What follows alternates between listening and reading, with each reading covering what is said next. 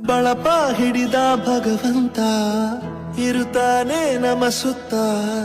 ಅವತಾರ ನಾನಾ ರೂಪವೋ ಹಣೆ ಬರಹ ಎತ್ತಿ ಬರೆಯಲು ಕತ್ತಲೆಯಿಂದ ಬಂತ ನಮ್ಮ ಕೈಯ ಹಿಡಿಯುತ್ತ ಕರೆದೊಯ್ದ ಬೆಳಕು ತೋರಲು ಗದರೋದು ನಮ್ಮ ಬೆಳೆಸಲು